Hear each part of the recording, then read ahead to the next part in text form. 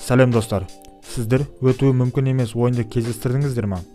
Соңына дейін жету үшін қанша рет әрекет етсеңіз де, қанша рет өліп тірілсеңіз де, одан еш нәтиже шықпаған кездер де болды ма? Қазіргі кезде интернетке кіріп, біреудің нұсқаулығын оқып, қиын жерден оңай ғана өтуге, немесе ойынның соңын бірден көруге болады. Бірақ бұрын бұндай нәрсені армандаса да болмаған. Ойынның соңын көру үшін аяғына дейін ойнауға тура келген. Өкінішке орай, бәрі соңына дейін жете бермеген. Сондықтан көптеген адамдарға құпия болып қала берді.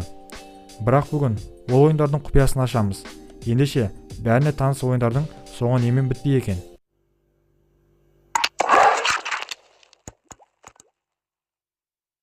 Flappy Bird. Вьетнамдықтар тарапынан шығарылған бұл қарапайым ойын шамалы уақыттың ішінде әлемге танымал ойынға айналды. Ойынды шығарған автордың сөзінше, ойынды жасауға бірнеше күн ғана уақыт кеткен екен. Алғашында ойында Flap деп аталған. Өкінішке орай, бұндай ойыншық болғандықтан Flappy Bird деп өзгертілген. Осылайша 2013 жылдың 24 мамырында ойын жарық көрді. Қазан айына дейін ешкім білмейтін ойын бірден барлық жерлерде талқыланатын ойынға айналды. Барлығында ойынды жеңу мүмкін емес, қалай жеңуге болады деген сұрақ болды. Кей адамдар 5 очко жинау үшін жарты сағат уақыт кеткенін де айтты. Бұл ойынның соңына жету үшін өте көп сабыр, төзімділік керек. Көптеген адамдардың тырысуының арқасында бір ойыншымыз ақыры жеткенге ұқсайды. Ойынның соңы да өзі секілді ашуландырады екен.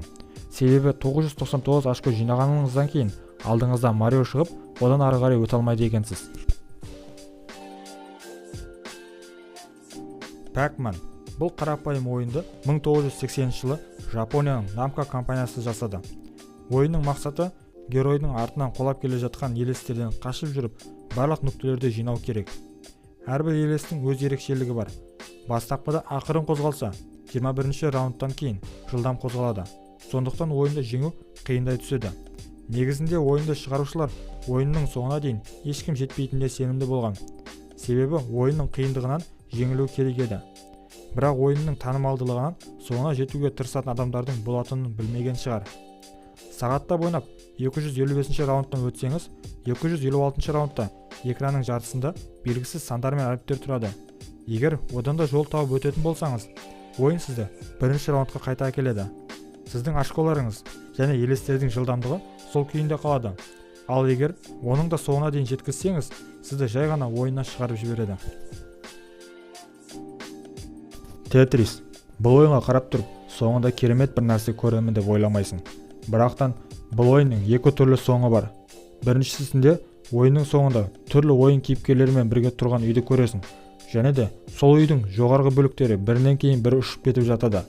Ал екіншісінде есе үй толығымен ұшып кетеді. Содан кейін сіздердің алдарыңыздан рекорд таблицасы шығады.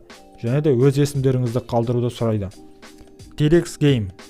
Басқа ойындарға қарағанда, бұнымен барлығымыз кездескенбіз және де ойнағанбыз. Интернеттен бірдемені тартып, немесе көріп жатқаныңызда сет өшіп қалса, хромда сразу осы динозавр шығады. Бұл ойында сіз алдағы кедергілерден өтіп, көп очко жинауыңыз керек. Алғаш рет бұл ойын 2014 жылы шыққан болатын. Қатесіз істегенімен Android телефондарында қиындық туғызғандықтан ойын шығарушылар қайтадан ойынды істеп шықты. Қазіргі кезде хромды бұлсыз елестету мүмкін емес. Статистика бойынша 2018 жылдың бір айының өзінде адамдар осы ойынға 270 миллион рет қосылған. Осыдан кейін үлкен корпорацияларда, мекемелерде ойынды қаласа өшіріп тастау мүмкіндігі берілді. Себебі жас оқушылар, жұмыс істеу керек адамдар осы ойында сағаттап отырған. Басқа ойындар секілді бұл ойынның да соңы бар шығар деп ойлап жатырған шығарсыздар. Chrome компаниясының инженерінің сөзінше, ойынның соңына жету үшін сізге 17 миллион жыл керек екен. Достар, бейнеролик ұнаған болса, лайк басып каналға жазылуды ұмытпаңыздар.